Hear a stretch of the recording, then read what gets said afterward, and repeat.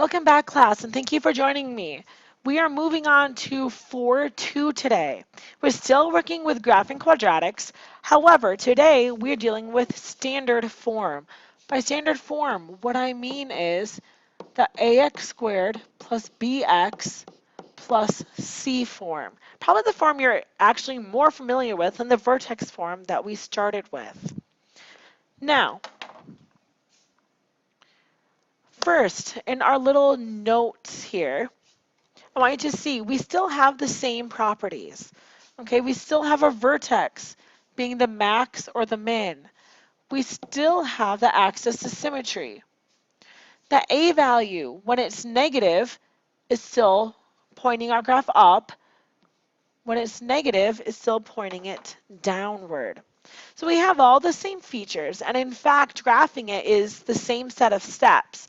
The only difference is how we find some of the pieces. So like I said, to graph, we're starting the same way, all right?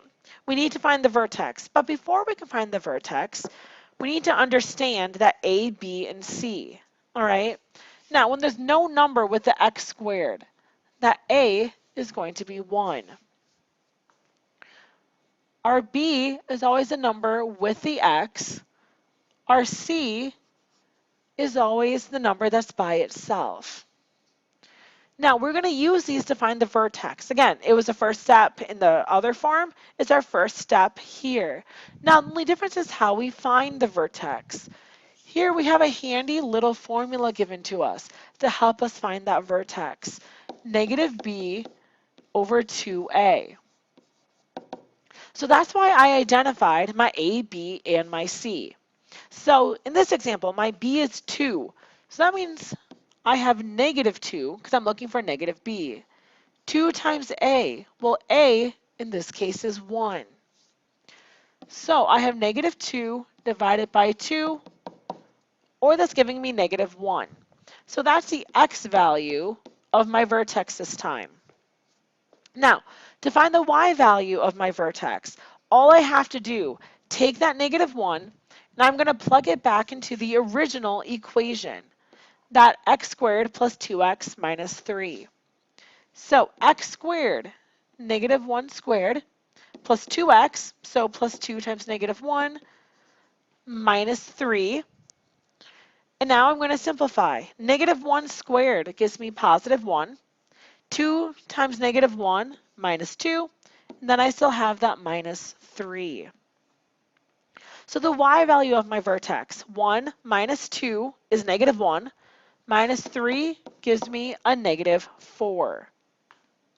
So again, goal is the same, find the vertex. However, we just have to use that handy little equation instead. Now the next step, finding the axis of symmetry. We're still using that same x value from the vertex. So I get x equals negative 1. So there's my axis of symmetry.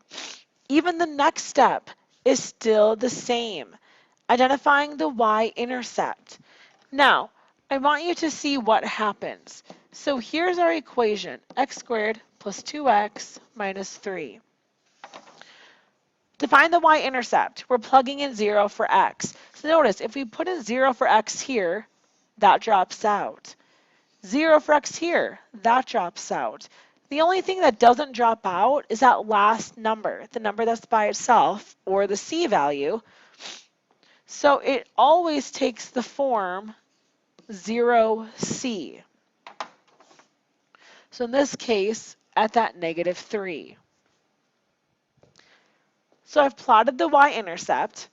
Now I need to mirror the point across the axis of symmetry. So it is 1 unit away from the axis of symmetry. So I'm getting an identical point 1 away on the other side. And then I can finish off my graph. And we still have those same pieces that we're going to be identifying as we did last time. Max or min? Well, I think you can see the vertex is the minimum point, the bottom of the quadratic. Domain is always all real numbers. And the range, you can see as the minimum, everything is going to be greater than it. And you can see that the y value of the vertex, the lowest one, is a y value of -4, and everything is greater than that. So that's the step-by-step process and how we're going to solve each of these. So now, I'm going to do 2 more examples with you just to make sure that we understand exactly how this works. So, our A, again, A is a number with the x squared. So in this case, our A is going to be 2. B is a number that's with the B, or with the x. So B is -8. C is a number that's by itself. So to find the vertex, again, -b over 2a. Now, b is already -8. So the opposite of -8 is a +8 over 2 times a, so 2 times 2. So essentially, we're getting 8 divided by 4, or 2. So the x value of our vertex is going to be at 2. And now we need to find the y value of the vertex. And again, the y value of the vertex comes from plugging in that x of 2. So I go back to my original equation, and I plug everything in. So that first term, 2 squared is 4, times 2 is 8. 8 times 2, so we get -16 and +1. 8 minus 16 is a -8, plus 1 gives us -7.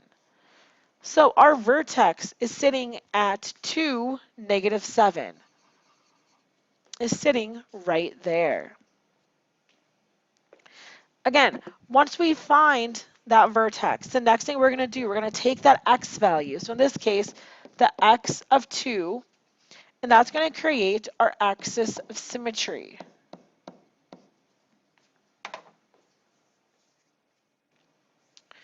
So we have our axis of symmetry. The next step, we need to identify another point. Most easy, the y-intercept. And again, the y-intercept comes from plugging in 0, which means only that last number is going to remain. So our y-intercept is going to be up at 0, 1. So that's going to be the next point that I plot, up at 1. Next, we need to mirror that point across the axis of symmetry. So it is 2 units away from the axis of symmetry right now. So I'm getting an identical point 2 away from the axis of symmetry in the other direction. And that gives me enough to make the rest of my parabola. Now, after I finish graphing, I still have the other pieces that I'm going to have to identify. So I think you can again see the vertex is the minimum value. So it's going to be the min of the graph, the bottom of the graph. Domain is always all real numbers. And then the range. Well, with the vertex being the minimum, every y value is going to be greater than the y value it has. And it has a y value of -7. And again, those are all the pieces you are going to have to be able to identify when graphing. To show you one more example of this. So, looking at this one, first thing we're going to do, we're going to identify A, B, and C. Now again, there's no number written with the x squared, so we're going to put a secret 1 there. So this time my A is -1. My B is 4, that is my number with the x. And then my C is the 3, the number that's by itself. Now I'm going to use that vertex equation, negative b over 2a.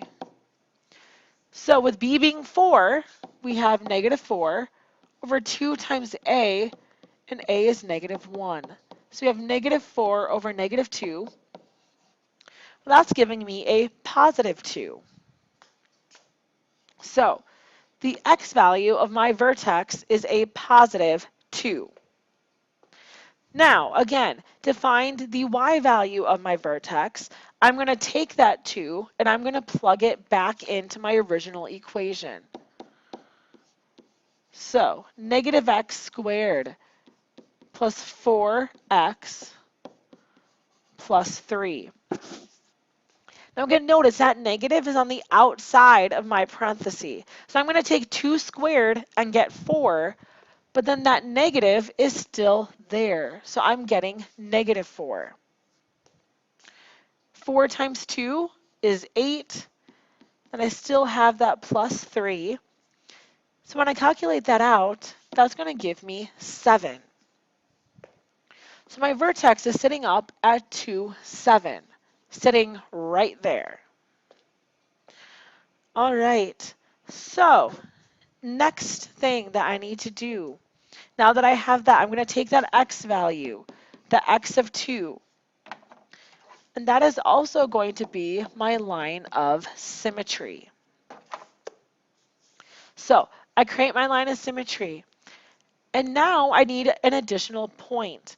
So I'm going to find the y-intercept. And again, the y-intercept is always based on that last number, that c value. Because when you plug in 0 for x, that's the only thing that's going to be left. So we have 0, 3. So I plot my y-intercept up at 3. And now I'm ready to mirror that point. So it is 2 away from my axis of symmetry, so I'm getting an identical point 2 away in the opposite direction. And I'm ready to finish my graph. After I'm done graphing it, now I have those couple additional points that I need to finish identifying. This time, because it's facing downward, notice my vertex is the maximum point, is the greatest point. Domain never changes. It is always all real numbers. And this time, notice the range. The vertex being the highest point means every y value you're getting is going to this time be less than the vertex, less than that 7. And again, that finishes all the key points that we're going to need to be able to identify in all of these functions. So again, I thank you for joining me. Please make sure you have everything written out, and then I will see you in class to do our practice work.